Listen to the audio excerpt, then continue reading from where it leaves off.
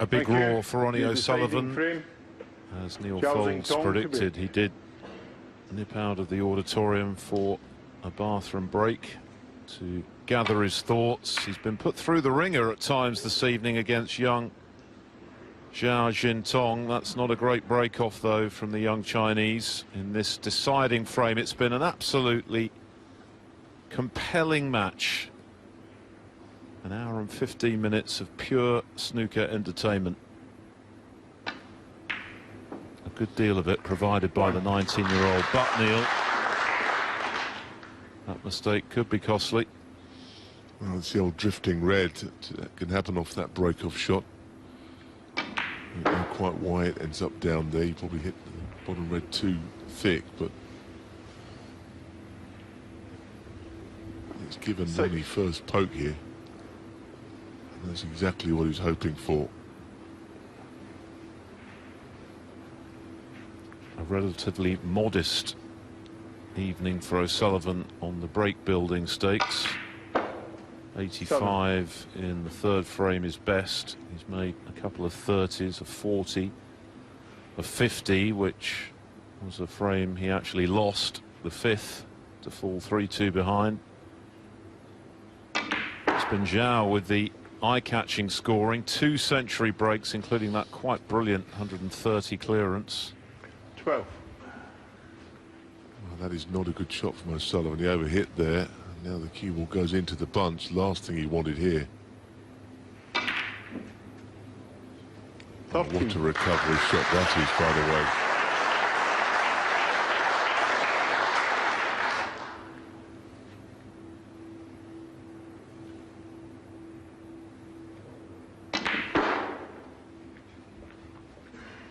He knows no other way, O'Sullivan, you know, to counteract someone 18. Trying to pop all the balls against him. He just tries to pop more balls. And at some point in his career, that's not going to be possible, but it doesn't seem to be yet. Yeah, you mentioned that he became a bit frenetic in the previous frame, and I think it's almost a pride thing. He does not want to be put in the shade in any way, shape or form. It's just not something he's used to. Or even that shot. Not everyone at that point in the decider would have gone into the bunch. 26. But the fact that he did, he's got big rewards for it. And already 27. Things looking a little bit ominous for the 19-year-old from China. After that mistake with the break-off. Those are the margins when you're playing one of the all-time greats.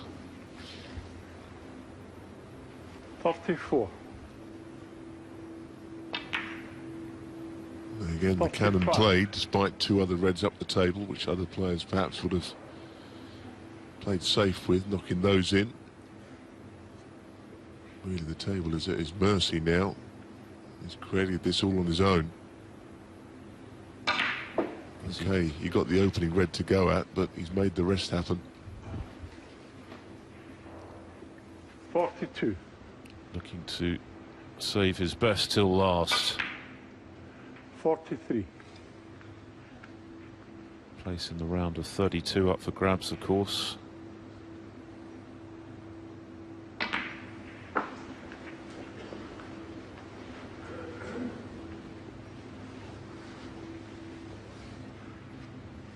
But the crowd have certainly been richly rewarded for hanging around. It's been a long day. We've had some long matches. 49. We've had quite a few surprise results as well. Mark Selby, the biggest casualty on this third day. Sean Murphy bowing out to Liang. Stephen Maguire, despite an excellent performance, losing to Ryan Day in another 4-3 thriller. 54. Still work to do here, though, to ensure Ronnie wins. He's not over the line. 55. Now, is he going into the bunch for what will be the 3rd time in the break? Choices to make.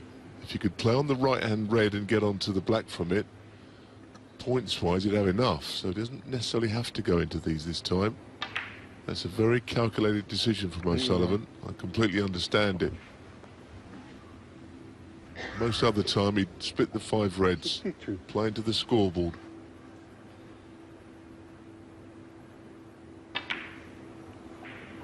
But he's missed the red, and he missed it by O'Sullivan, 62. quite a margin. So having played the percentages there, O'Sullivan, he wasn't able to seal the deal. And that's very unusual. He can't believe it.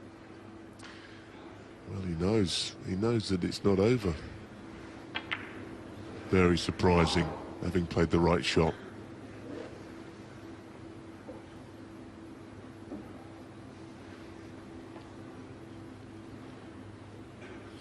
Well, he's never looked more under pressure than now, sitting there, knowing that he was on the brink of winning a great match.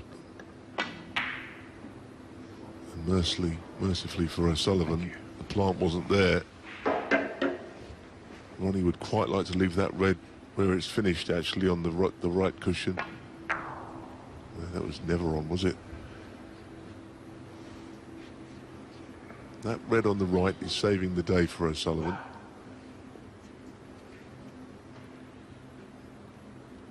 And a red and a high-value colour would be enough to leave Zhao requiring a snooker in this decider. Pretty close.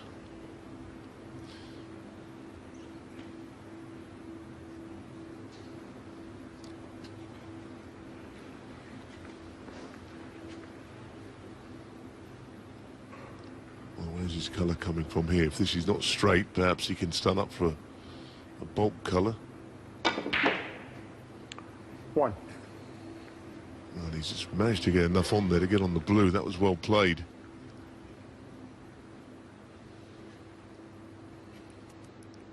He won the 5th frame from 50 points adrift with a wonderful clearance of 80. Can he get himself back into this 7th and final frame?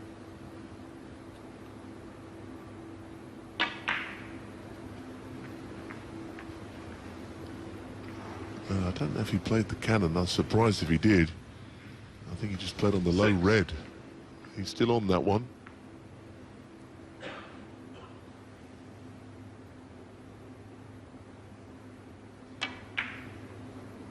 Seven. Well, surely he's not going to play to knock the red out at this stage.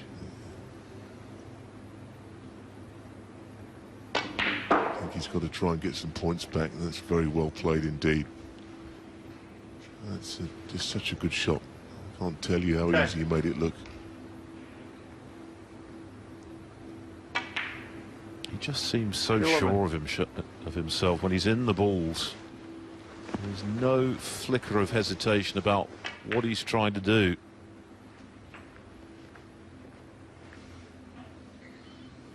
Just doesn't want to push the red or the pink safe here that he's going to go into. He wants to make sure they stay in the middle of the table. That's not helping him if that happens at all. Oh no, he took his eye off the pot. I don't think that was pressure. That was just a slight lapse in concentration. We've seen precious few of those this evening when he's been in amongst them. But that is surely going to spell curtains for Zhao. The quickest I've seen O'Sullivan move tonight is out of his chair there to get this chance that he didn't expect. 45 the lead, just 43 on. And a shame, really, if that is to be the shot that cost Zhao the match. It was very uncharacteristic of the performance he's put in. And O'Sullivan knows he's been in a match. Yeah, he knows. He'd love to have that one again.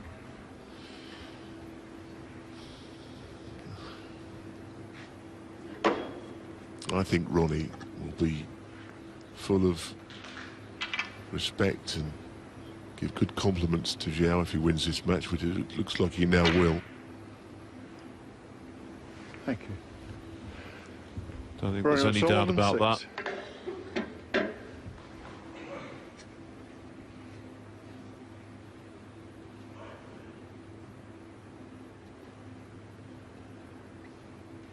50 the difference. 43 on, 2 snookers required as things stand.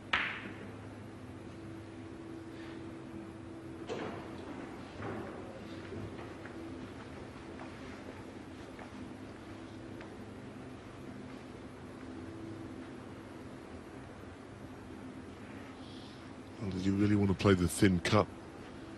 It wins the match, but he might not want to. Well, he does want to play it, and that now is the match. And I have to say, Philip, it's one I've really enjoyed. A whirlwind hour and 24 minutes. It's been fabulous entertainment. What a way to finish the third day of the inaugural English Open. Ronnie O'Sullivan. And it's a match this audience won't forget in a hurry. They won't forget Zhao Xintong in a hurry either. What a talent we've seen this evening. But Ronnie O'Sullivan, perhaps the greatest talent of them all.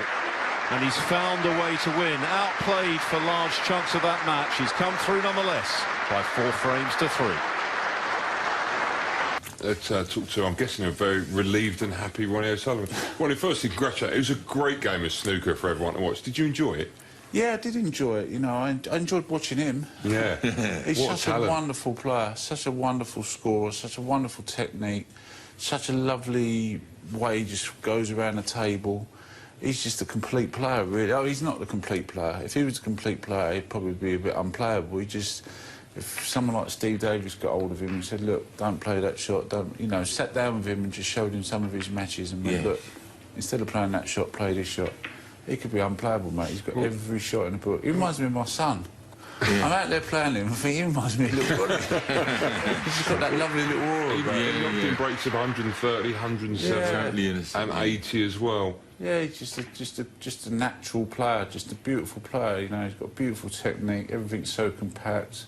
But pulls it back to his bridge hand, pumps it in. I mean, that's not an easy shot to play like that. And he's played it absolutely. Especially situation as well. There's only a few players in the world that could play that as easily as that. Yeah, he played some really nice, crisp position of shots, didn't he? Pops in the middle of the pocket. Technique. Did you feel as though you had a point to prove tonight? Nah, not at all. To be honest with you, I was thinking, you know, I wasn't queuing the best, but I was competing. I thought I just got to just try and hang on into him. And that was probably the experience that got me through there.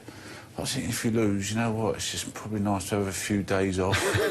You know, and if I win, all right, I'm still in, and, you know what I mean? It's just so many tournaments these days that sometimes if you do lose, you could do with a little bit of a break, do you know what I mean? So it is... The good news is you haven't got one match tomorrow if you win your first one. You got 2. I got 2, I was wondering. If you win, of course, you've got to win the first one. If I win, so I've got 2 matches. If you win the first one, that's right, I'm play happy down with that. to... I prefer that. It's better than hanging around, isn't it? Yeah, 2 matches. I was going to ask you about that, because we saw earlier on when the game before was happening, when Murphy against Liang Wenbo was in action, we saw you outside on the couch having some chicken and chilling out because you had to wait around.